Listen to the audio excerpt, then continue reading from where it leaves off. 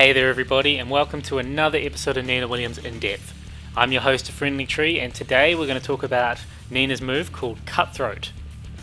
This is actually another move that I'm not going to say it's underrated, because it's not underrated. I think every Nina player agrees that this is a really, really good move of hers.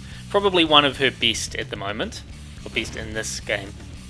Now before we start, I just want to remind you all to make sure that your settings are all correct. Make sure you don't have anything that might disrupt the labbing or give you misinformation. But I'm happy with this, so without further ado, let's go on. So it's called Cutthroat. It's an assassin move, and there it is, number 49, down 2-3. Now I'm sure you're all familiar with down 2, and I'm sure you're all familiar with down 2-3 as a whole.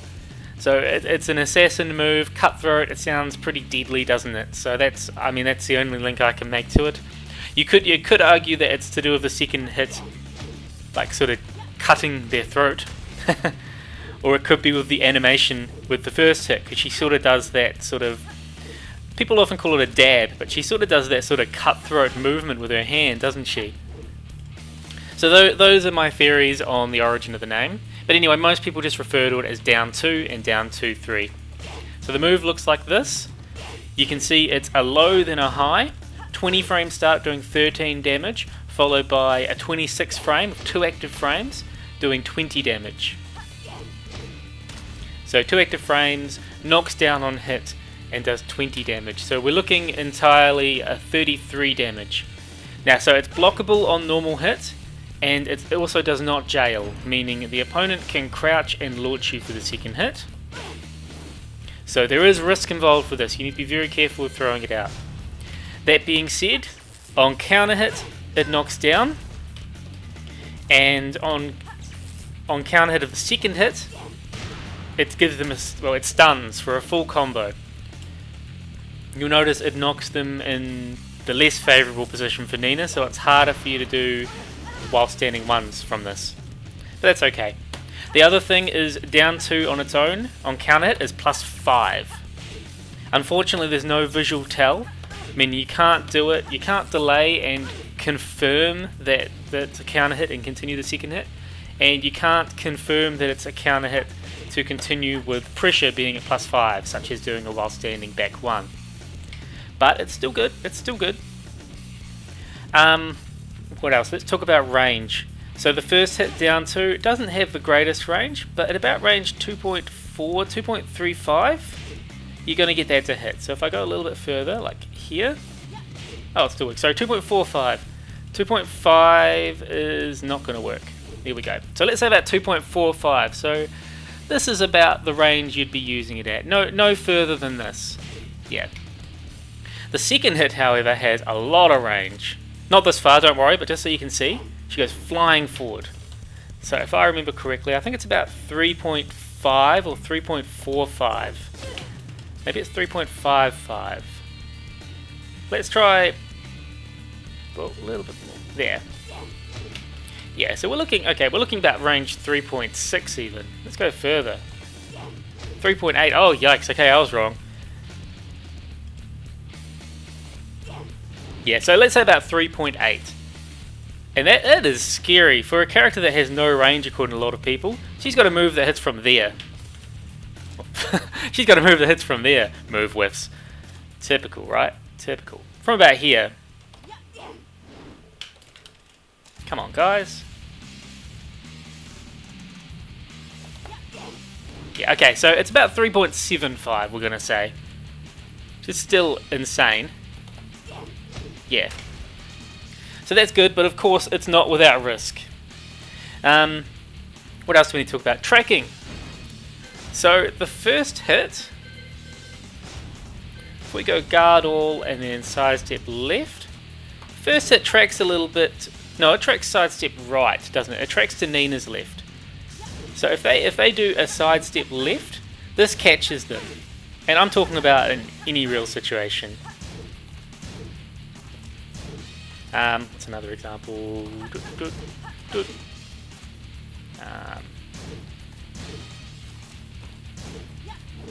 Oh, that didn't.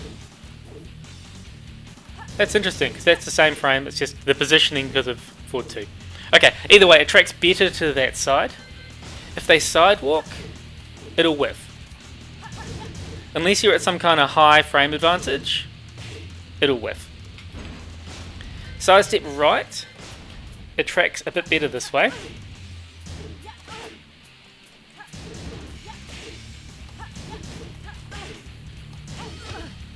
Whoops. But in general, it catches them very well there. Sidewalk left though.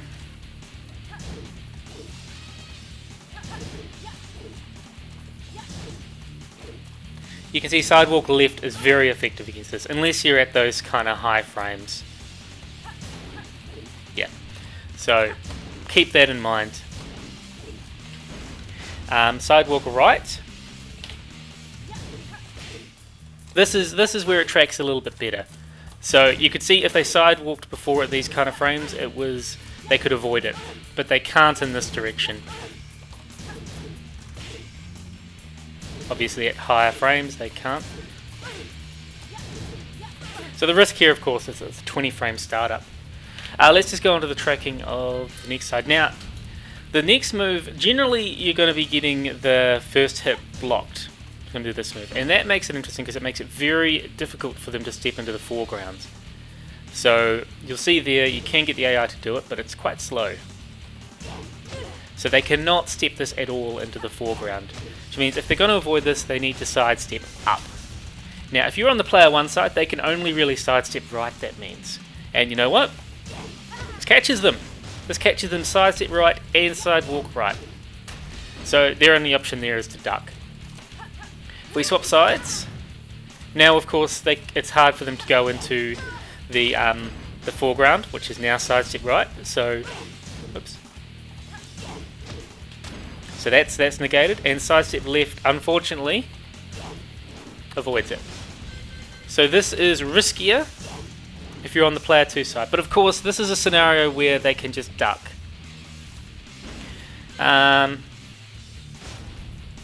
The other things I need to talk about, let's talk about crouching. So if we, the good thing about down 2 on its own is it does have a lot of high crush.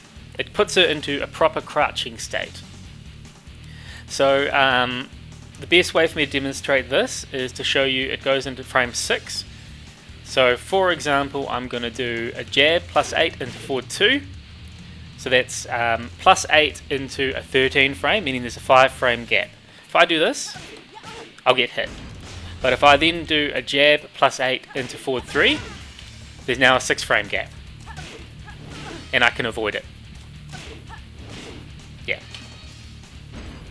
So you can see it goes into crouching state on frame 6. 20 frame startup, but from frame 6 you're going to be avoiding highs, and that's valuable because it means that while it's a slow move, it still has a lot of application against pressure and continuing pressure. The next thing I want to talk about quickly with properties is if they block the first hit and try and punish, they get launched. And that reminds me, I should point out that the first hit is -12 and the second hit -6. So that's -12. You've got to be careful with that, but even that's pretty low risk when it comes to Nina's lows. Most of them are more than that, or put her in weird positions. Yeah. So it's relatively safe as far as Nina's lows go, which is nice, isn't it? Yeah. But if they try and punish it, the follow-up will actually counter-hit launch them, unless they punish it with something that keeps them in a crouching state. Whoops. We'll go like that. So, for example, that. Most of the time, those are the kind of options to punish that won't get you counter-hit launched. But obviously, people would generally delay and wait and then punish. Okay, the next thing we need to talk about. So we talked about the fact that the second hit is a counter-hit launcher. Oops. And that it puts the opponent to your right, which means you cannot do the while standing one loops effectively. So it's a bit of an awkward position for combos, but you can still do things like that. So you still have options, it's still a lot of damage.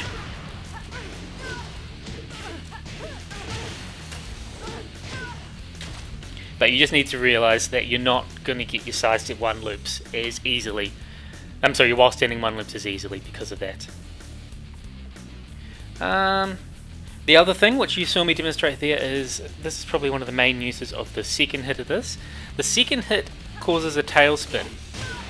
And this is a good tailspin because there are a lot of situations where getting a double hit tailspin, it's kind of hard to get one that gives you good follow-ups. So if you use while standing 4-3, your recovery is quite poor, so you can't get things. But down 2-3 gives you easy follow-ups to do what you want. So it's probably one of her main tailspins, in my opinion. That one and while standing 1+2. But of course, down 2-3 has better recovery and it's 1 less hit. So you can still go... Oops. Yeah, you can still dash up and do sidestep 1s and while standing 1s and things, even with 3 hits. Yeah. So yeah, I think it's a very strong tailspin. The second hit can also wall break, but you wouldn't really use it for that. Its main use in combos would be as a tailspin. Or a wall carry. You can use it to carry to the wall, and it works pretty well there. Okay, I think that's everything about the properties of the move, or everything we need to go through. So let's move on to how we can apply this to our game.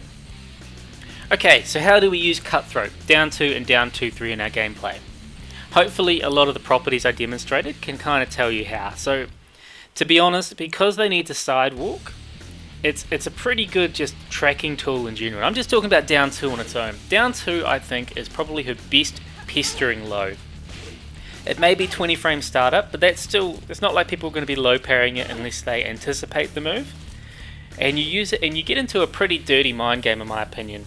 Because one, they don't know if it's counter hit or not, you don't know if it's counter hit or not. So how can they react?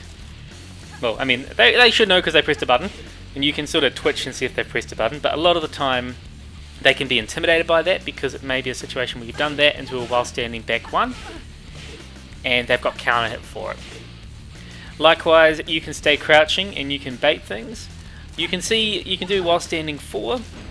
The thing you need to be aware of though is, because it's +0, things like that will trade. So it may not be a huge reward for some characters, but it's still risky.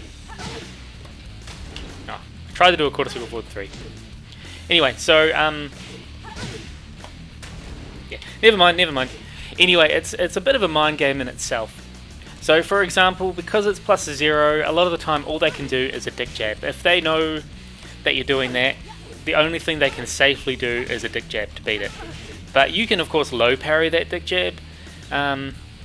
It's pretty much, it's a way, you can think it's not really neutral because you may be at neutral frames, but it keeps you close to your opponent, it gets you in a crouching position ready to do some kind of full crouch mix up against them.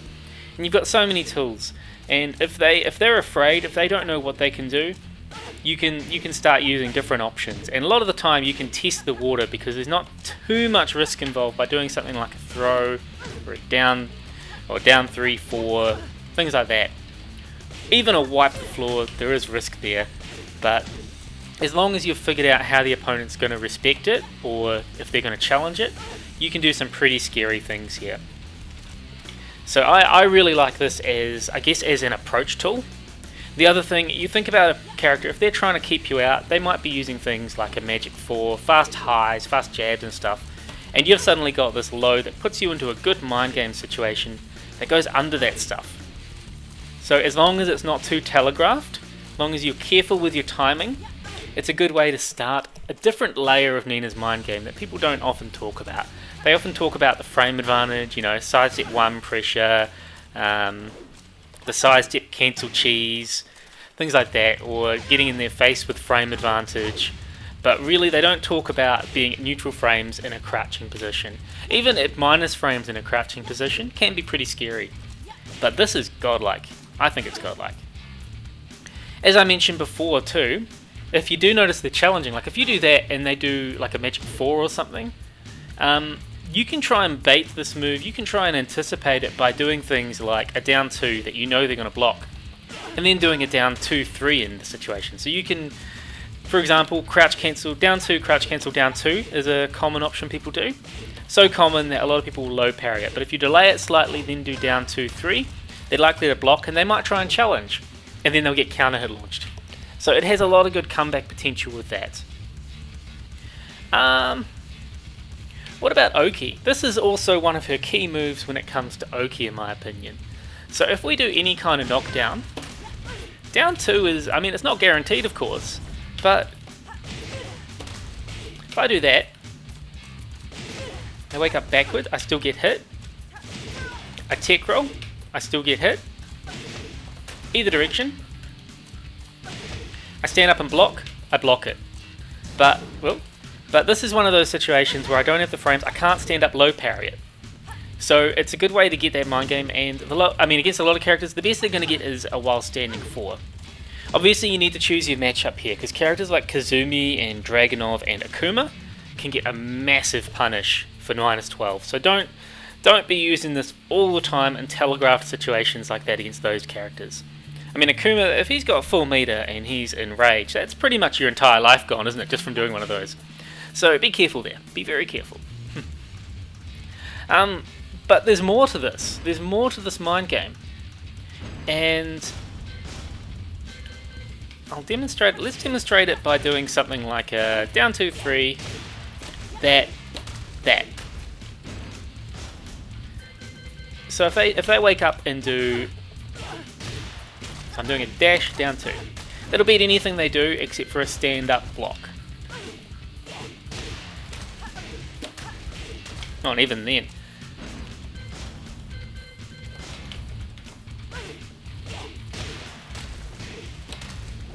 Here we go. So you can change the timing of that to make that hit, don't worry. See. But what if we do, that was a bad example actually. Let's do something like while standing 1 +2. So they'd tech roll there. It's the same sort of scenario.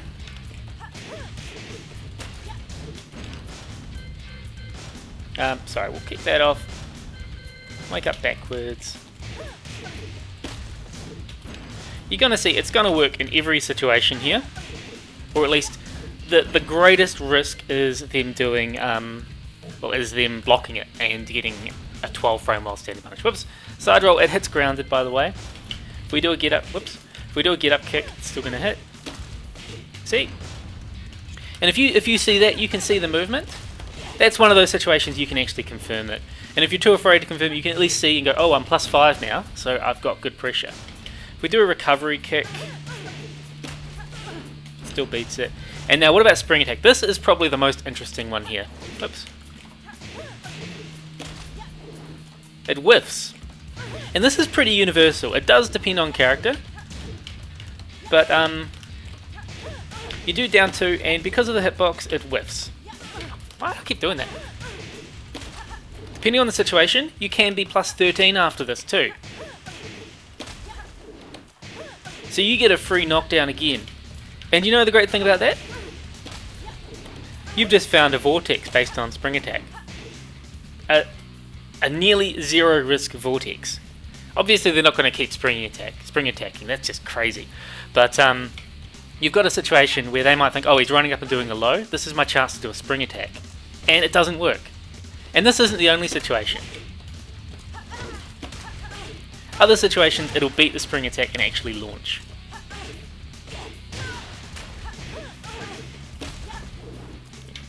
So you've got a lot of different cases here where you can just do what you want really, and you can have scary pressure using this poke. Obviously it's not high reward compared to something like a down back 3, but if you do a down back 3, you lose to these options, and if they tech roll and block, some characters can launch you. So it's a lower risk option there, with some nasty little properties that people don't often think about. The next thing I want to talk about is a very old reset. So back when Nina got her while standing ones, there was a combo reset in Tekken 6 that a lot of people were using. And what it was essentially you'd go like this, do a while standing one, down 2. And whatever combo you want. So essentially if you do a while standing 1, you can do a down 2, and if they don't tech roll, you'll pick up for another combo. Obviously if they do tech roll, that's a different story. But it's not one that's really threatening, is it? Let's, for example, whoops.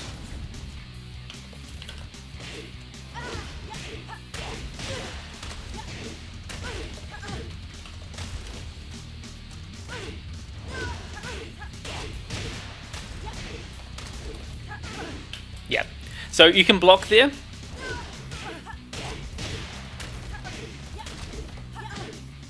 But you're gonna, yeah, you lose your pressure, you just need to confirm or decide what you're gonna do. And you could throw things out like a attack reversal if you think they're gonna press a button. But yeah, it's a pretty good option to use, especially if you think the opponent is asleep behind the wheel. So for example, it might be better if you do it like there. Do it somewhere where the opponent isn't even thinking about tech rolling and you're more likely to catch them. Yeah, so that's a pretty good application of it in my opinion. It's an old one. Okay, and then what about actually in combos? So you saw me using it there. I like using it early in combos. So if you do things like a back 1 or I think a while standing 1-4. No, not a while standing 1-4. What is it? There's another move I'm thinking of. Maybe counter hit up forward 4? There's another one. There are lots of situations anyway where you can do a down 2-3 to start your combo. So you launch down 2-3, and the fun thing about this is you have combo creativity from here. So you can do down 2-3, run up, sidestep the way you want, and continue your combo. So if I want to go sidestep right and drop it, then I can do the while standing 1 loops. And I mean 70 damage off a down forward 2 with that. If I want to go sidestep left, whoops. Oh my god. If you go sidestep left, oh that doesn't work on that axis, sorry. If you want to go sidestep left, you can do that for easy wall carry. If you do something like a back 1, you can, depending on the axis, you can confirm and do the off-axis free OTG, or you can sidestep and do that. If you're more straight on axis, you can still do a sidestep right and you can confirm, oops,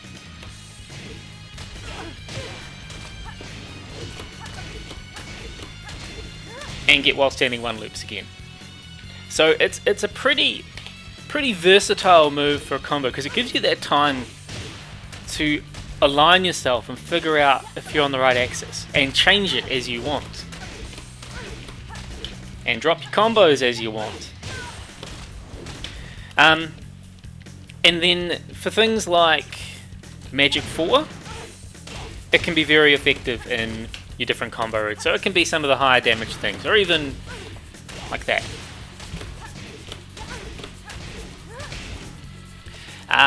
What's another example? Sidestep 1+2.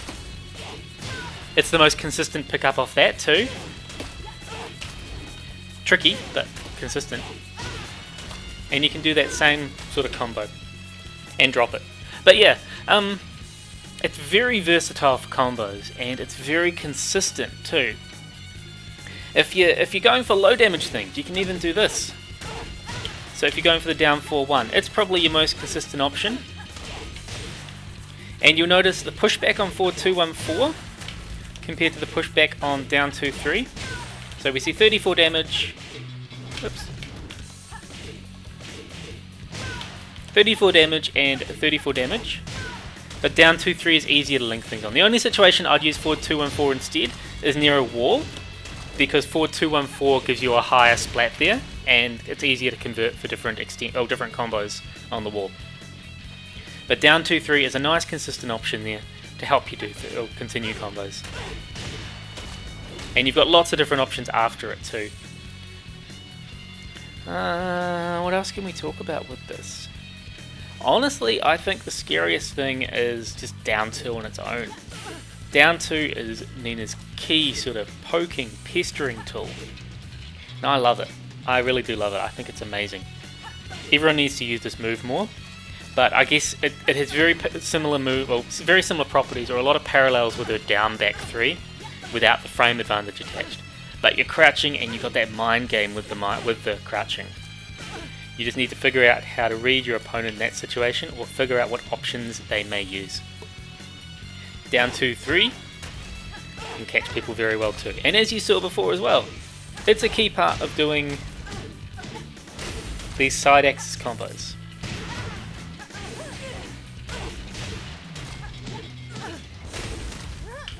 Even things like the Rage Drive one. This is the preferred tailspin.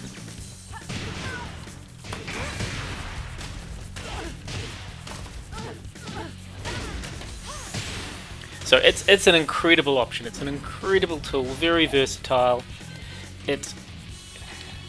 I'd almost say, if it were faster, I'd almost say it would replace things like her down forward 1 as her main poke, but it's what I'd consider her main low poke.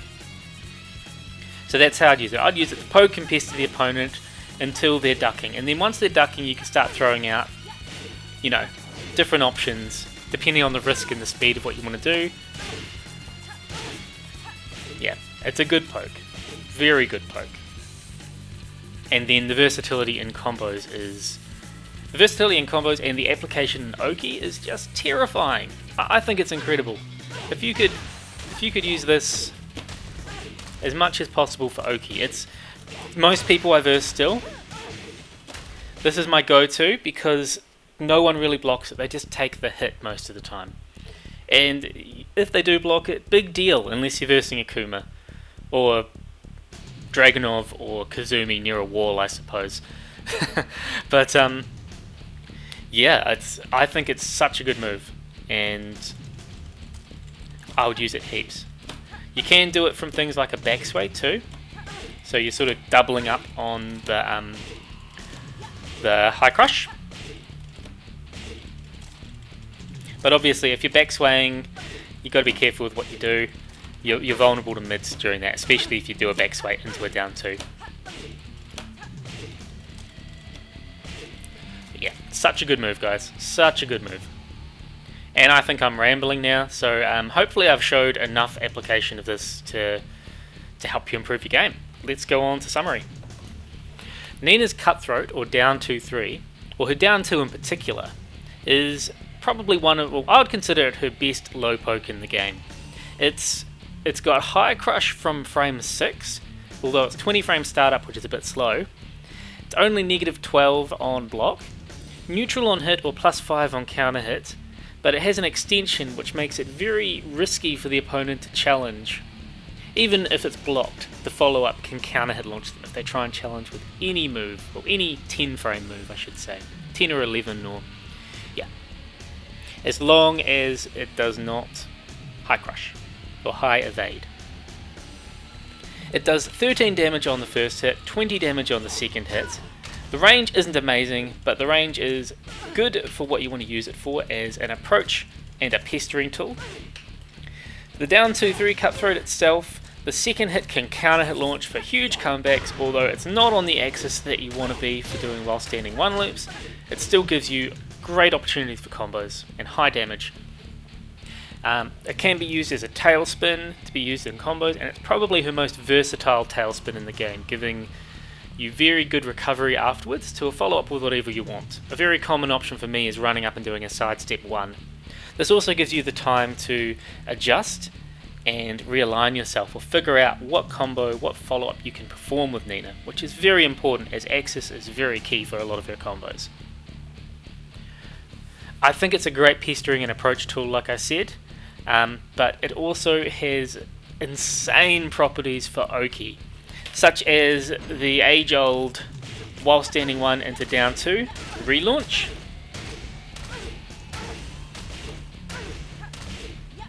or even just mini knockdowns in a situation where all they can do is stand up and block it and get a -12 punish, otherwise they get hit by it. And even if they spring kick, it's got the unique properties so that you will find they spring kick, well, and if you time it right, you can get a 13 frame while standing punish on them. So that's pretty scary, isn't it? That's very scary in my opinion. Cutthroat and down 2 in particular is an insanely good move that every Nina player should be using all the time, as long as you're not too predictable with it. But even if you're predictable with it, as long as they're not low parrying it, there's still a mind game involved, and that's why this move is so good. You can pester, you can poke, and even if they start catching on to it, a lot of the time you still have the upper hand in one way or another. So how do you guys use down 2? How do you guys use down 2, 3, and just the whole Cutthroat string in general? Please comment below and let me know. I think it's a great move, and I can't speak more highly of the down 2 move. The only thing I'd like is maybe for it to be a bit faster. Alright, anyway, thank you for watching, everybody. Please like and subscribe and comment below, and we'll see you next time. You win. What's done is done.